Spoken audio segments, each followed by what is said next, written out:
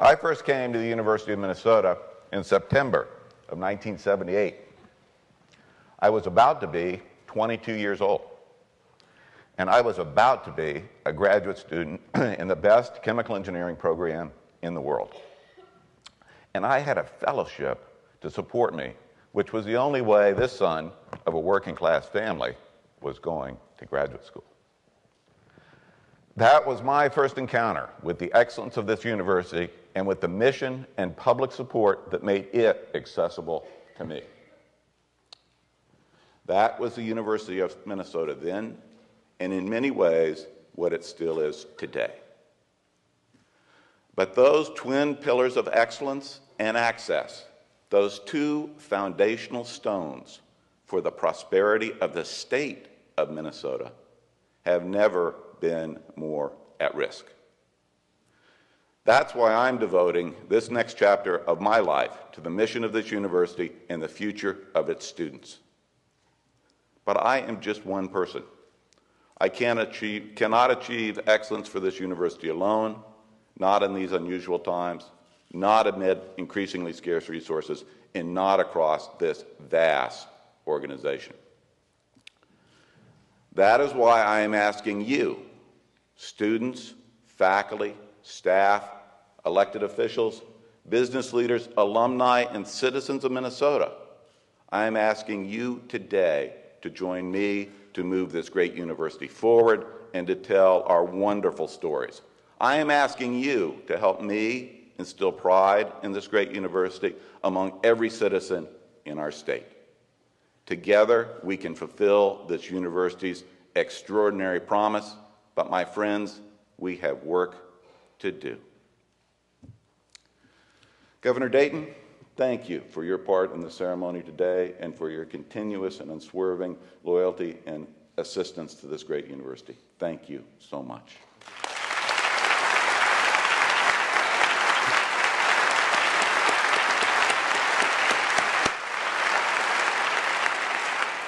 Chair Cohen, Vice Chair Larson, Regents Allen, Beeson, Broad, Frobenius, Hung, Johnson, McMillan, Ramirez, and Sviggum. Thank you for your wisdom, your governance of this great university, and your confidence in me as its president.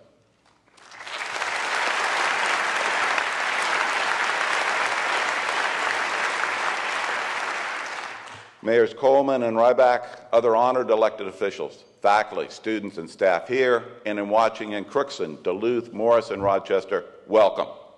Alumni here and watching around the world, friends in our extension offices and research and outreach centers across the state, all of our honored delegates from Minnesota, from across the nation, and around the world, members of the inaugural committee and its chair, my good friend Frank Bates, Regents Professor Catherine Sickink, our mace bearer, all of our distinguished guests and friends, welcome, welcome, and thank you for joining us.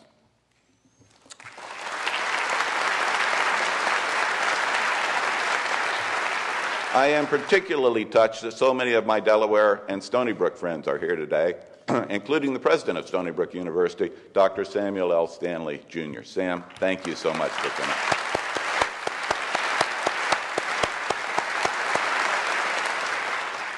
As I said, September 1978 was important to me, but it pales in comparison to the morning of June 17, 1979.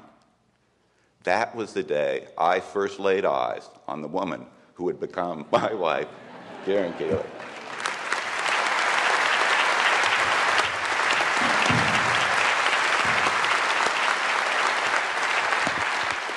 A man could not ask for a better friend, a better companion, or a better partner than she is to me. She blessed me with two sons, Charlie and Sam, and every day they give me confidence in our future. To them and to our other family members, thank you for being here with me today.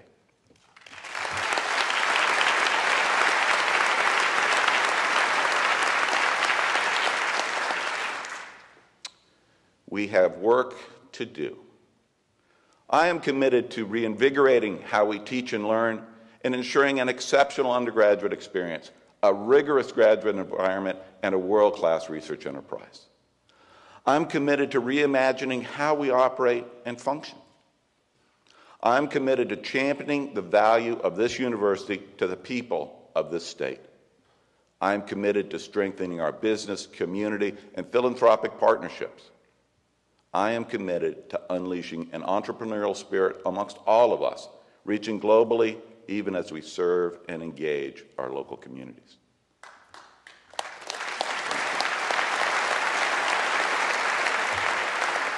I am committed to leading a university that understands that diversity is critical to achieving excellence.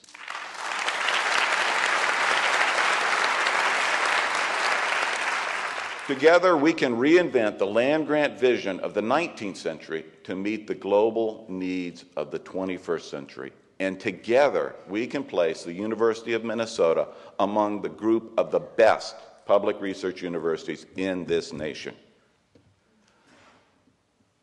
I am sure you recognize these words. Founded in the faith that men are ennobled by understanding. Dedicated to the achievement of the advancement of learning and the search for truth. Devoted to the instruction of youth and the welfare of the state. Complete with the gender bias of the early 20th century. Those are the words inscribed above the grand columns of Northrop Auditorium on the Twin Cities campus. Those 33 words are an enduring, succinct description of our noble mission. They are words that have stood the test of time and should continue to serve as a guidepost for all we do. I'll come back to those few words in a minute, but let me tell you first about IFRA SA and show you the impact this university can have on a student, her family, and our state. IFRA is from Minneapolis by way of Somalia. She is the sort of student and alumna who generates enormous pride in this university. By every measure, she is our pride and our promise. Let me tell you why. IFRA graduated in 2008 with a BA in sociology. That achievement came 12 years after she immigrated with her parents and her 8 surviving siblings from a Kenyan refugee camp. When IFRA arrived in the United States, she was 11. She could neither read nor write Somali and knew not a word of English. That changed. While in high school, she visited our Twin Cities campus and fell in love with it. She set and achieved a goal to become a University of Minnesota student. She remembers being inspired by her professors to think in new ways. The daughter of a truck driver and a school lunch worker, she worked full-time while at the U. This helped her family and paid for her books. As a strong student, she received grants and scholarships to help with tuition. Today, IFRA is a sourcing specialist for Target, working with vendors worldwide to deliver goods to stores nationwide. On her own time, she manages to mentor immigrants who, just like her, possess immense promise. 3 of IFRA's older siblings have also graduated from the U, including a brother who recently graduated from our medical school. A dozen years removed from a refugee camp, IFRA says the University of Minnesota has become an SA family tradition. IFRA, thank you for letting me tell your story, and please stand so we can honor you.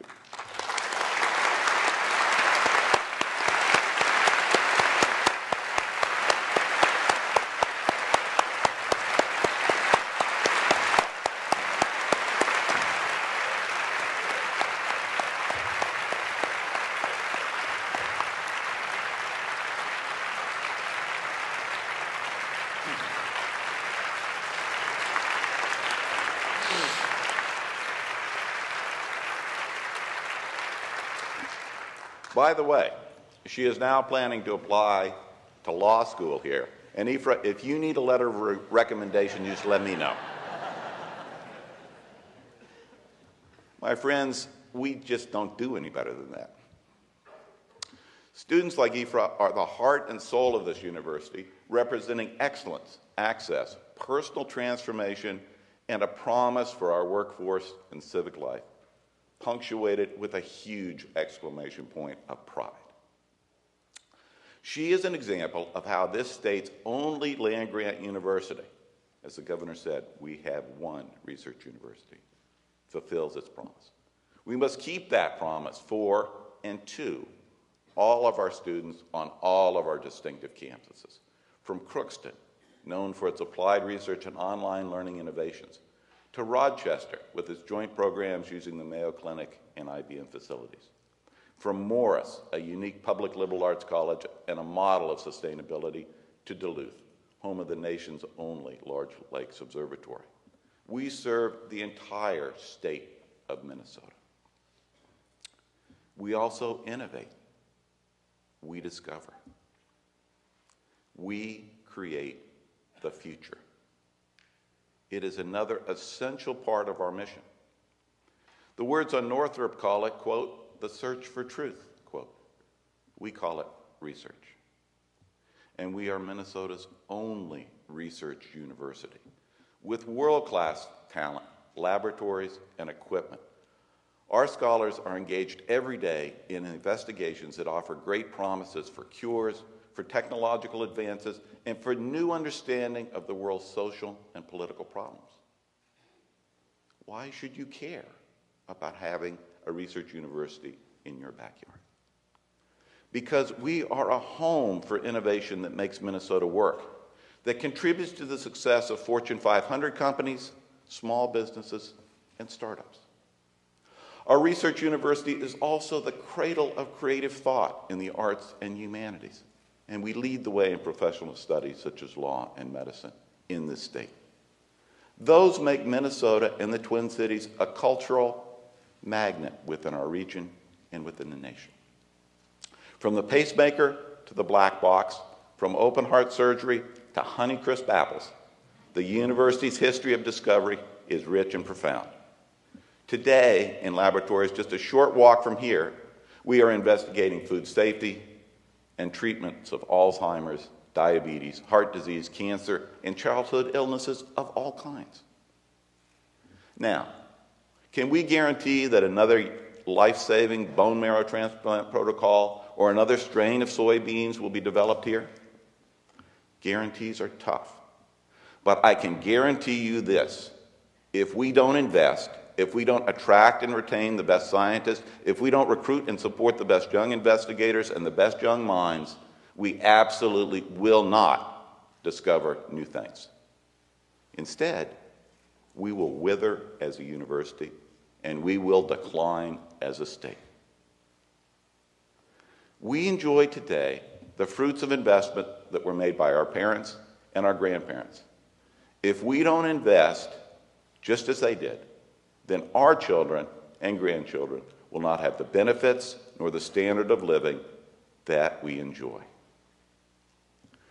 Norm Augustine, the former CEO of Lockheed Martin and a passionate supporter of research and development in higher education, put it this way: if you happen to be on an airplane that's losing altitude, and if you have to throw out things to cut weight, the absolute last thing you throw out is the engine.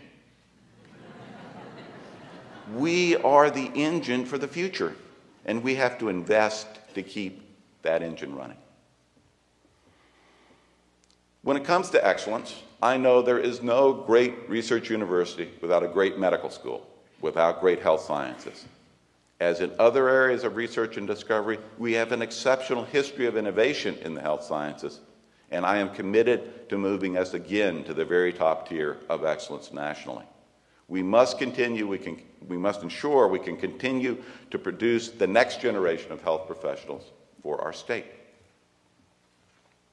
But even more than results, research produces trained people capable of finding the next generation of advances. I was a graduate student here, and I know what we can do. That is why we must strengthen our support of graduate students and graduate programs, but also challenge them and enable them to reach higher levels of discovery. I want us to be, the University of Minnesota to be, the destination of choice for the best and brightest graduate students from around the world.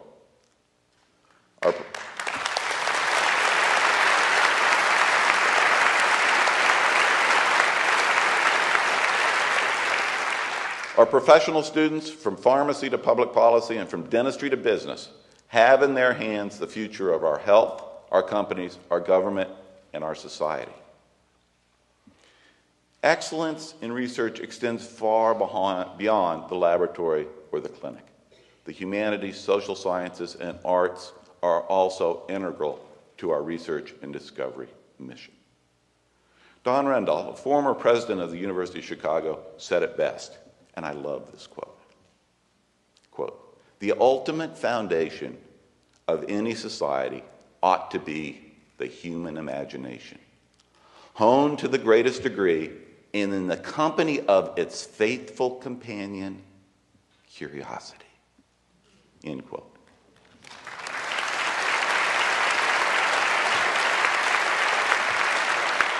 Curiosity is the driver for creative work in all fields.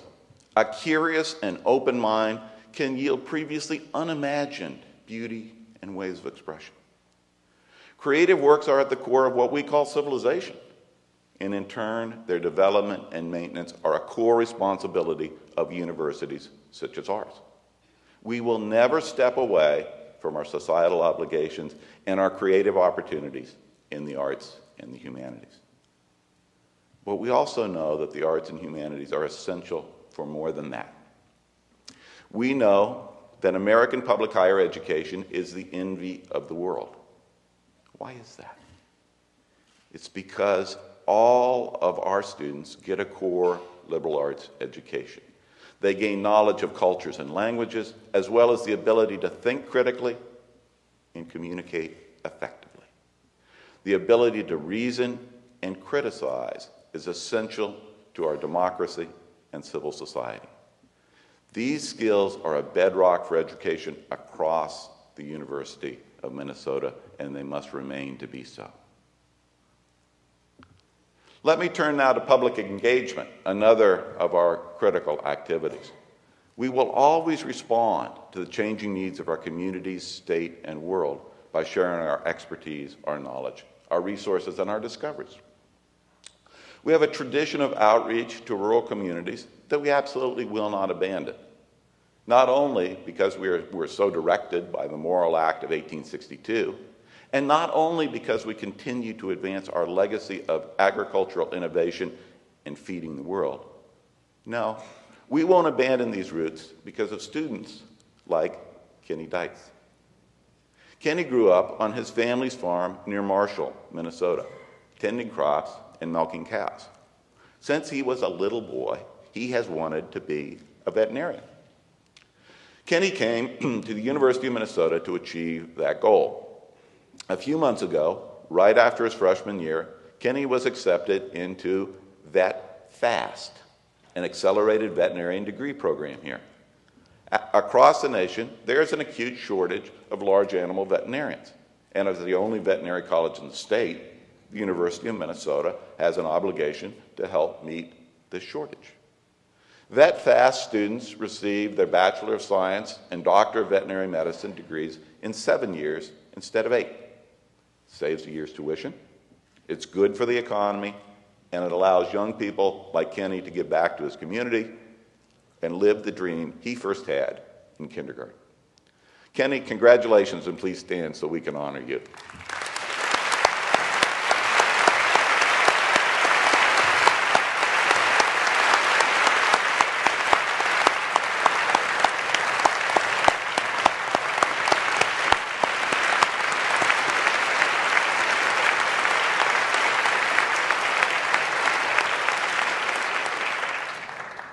Thank you.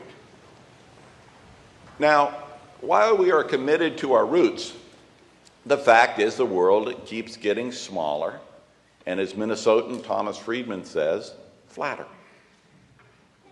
We must rethink our mission of public engagement for the 21st century and recreate new pathways for engagement locally, nationally, and globally.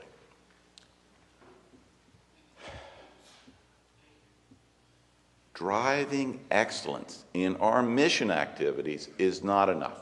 We also must be excellent in all that we do. Do you remember the solemn and inspirational words on Northrop? Founded in the faith, dedicated to the advancement, devoted to the instruction. The story behind those 33 words is instructive. It goes like this. The idea for inscribing profound words on Northrop was hatched in 1924, about the same time construction was first proposed.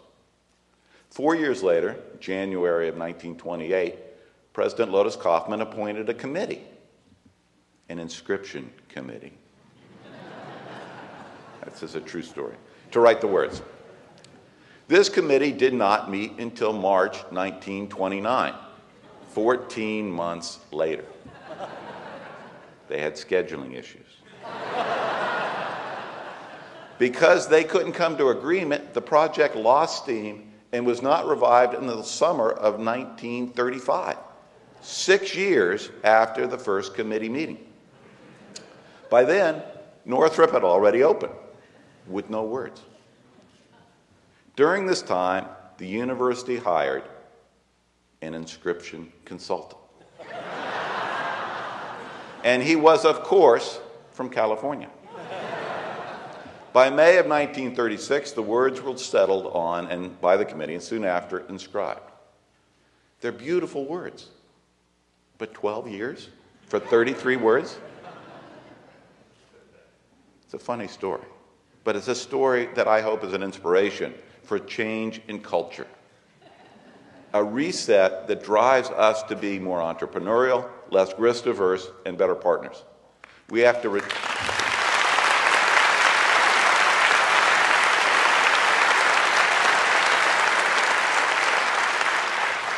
We must reduce bureaucracy, focus on shared values, and as you have heard me say, pick up the pace.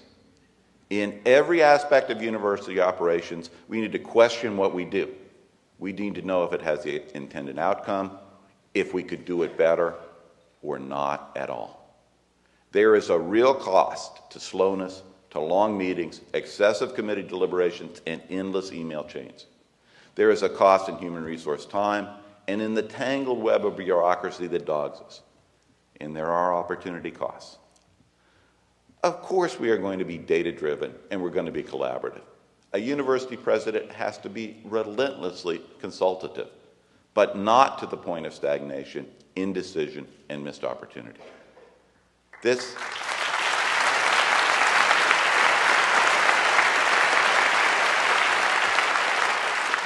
institution needs to have an administrative backbone that's effective in supporting teaching, research, and public engagement. But today, I am committing to you that while I am president, we will reduce the cost of administration at this university every single year.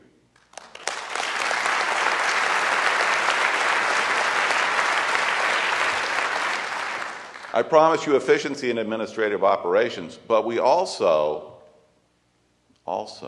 need to closely re-examine the academic programs we offer, the centers and institutes we support, and the methods of engagement we use. We must be sure they are as effective as they possibly can be. And if we conduct that examination in an unsentimental and intellectually honest way, we will find programs that we don't need. We will find centers that are no longer useful. And we will also find opportunities for transformational, intra- and interdisciplinary advances that we will take. Now, only the faculty, in consultation with constituencies and with the help of our staff, can ensure that the intellectual mission of this university is at the highest level. To my faculty colleagues, your work drives this university. But if your research is stale, if your classroom is boring, if your community engagement is ineffective, you must reinvent yourself or, frankly, step aside. I have never met a faculty colleague who did not want to be working at a great university, and this is going to be an even greater university. But as you expect me to deliver on my job, I expect you to deliver on yours.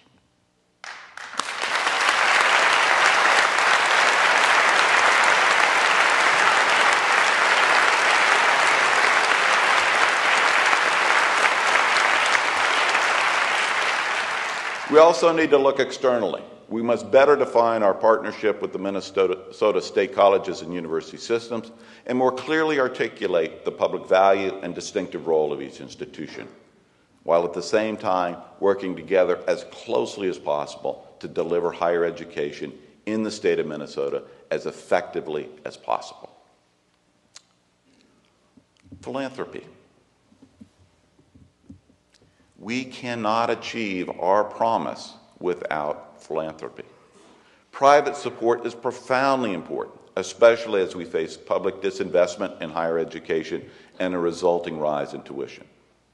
Now, philanthropy will not and should not replace public investment, but philanthropy does play an absolutely pivotal role in building on the foundation of public investment to catapult us to excellence. It is the difference between merely good and great. I'd like to take a minute to speak directly to our more than 500,000 alumni around the world, many of whom are watching from distant places. This is a great university, and I bet many of you would be astounded at the quality of the system today. I have been on all of our campuses, and our facilities and laboratories are world-class. Teaching is a priority, undergraduate research is robust, study abroad is encouraged, and our athletic programs are creating cheers and champions. Alumni, we need you. We need your input, we need your energy, and we need your financial support. Please consider how best you can give back of your time, your talent, or your treasure.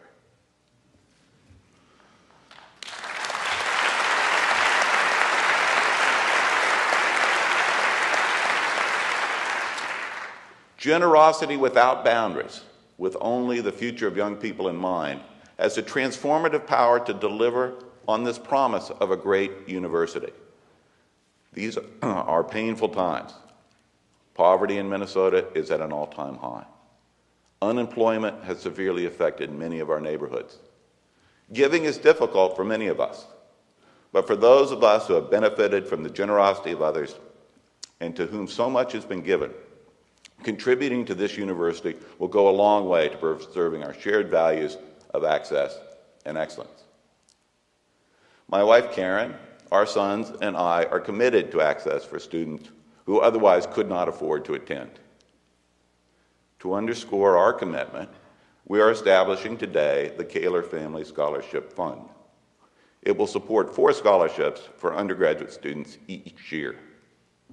I will be relentless and passionate about encouraging others to join us in making similar commitments.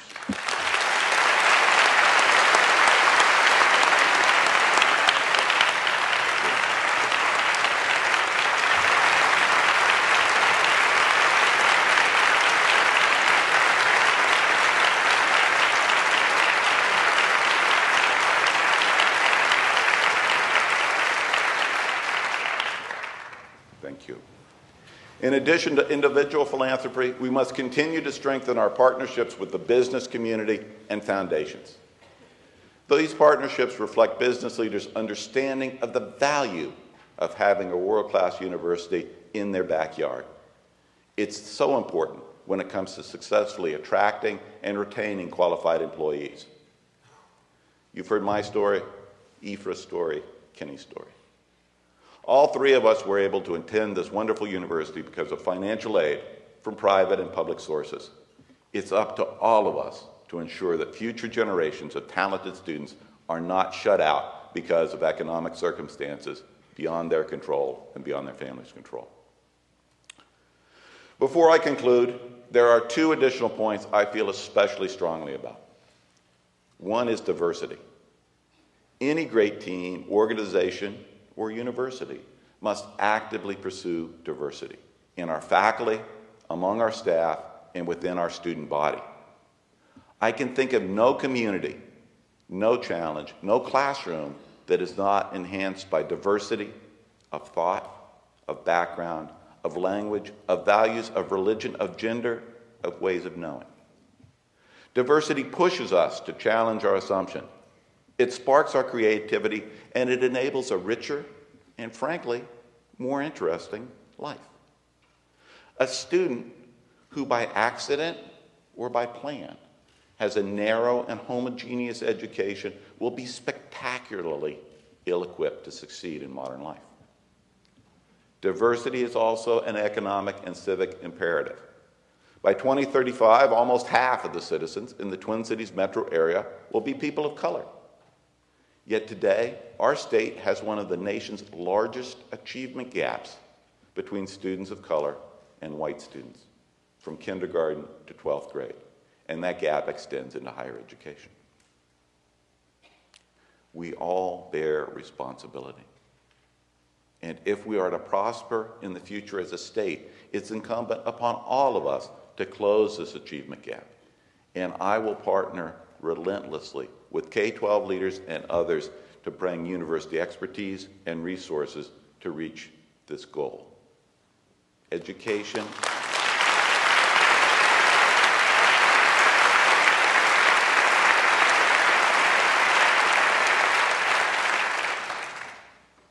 To paraphrase Thomas Jefferson, education is the path to a better life. It always has been. The second important matter is advocacy. Each of us must step up to the plate and advocate tirelessly for this great university. Every day when I walk into my office, I ask, what am I doing to increase the pride in this university system? What am I doing today to improve our communities? What am I doing today to fulfill the university's potential and its promise? I urge you to ask the same questions of yourself, be you a student, a professor, a researcher, an administrator, a food service worker, a residence hall advisor, an alum, a business leader, an elected official, a coach, or a regent. What am I doing today to improve the lives of our students and our state? The more we do, the more the nation and the world will know that the University of Minnesota boldly stands for excellence, access, discovery, community engagement, diversity, and a global reach in an ever-competitive world. And we will take our place, our rightful place, in the front rank of great public research universities. Wrapped in tradition, lifted by pride, driven by our desire to fulfill our great promise, we have much work to do. Let's go do it together. Thank you.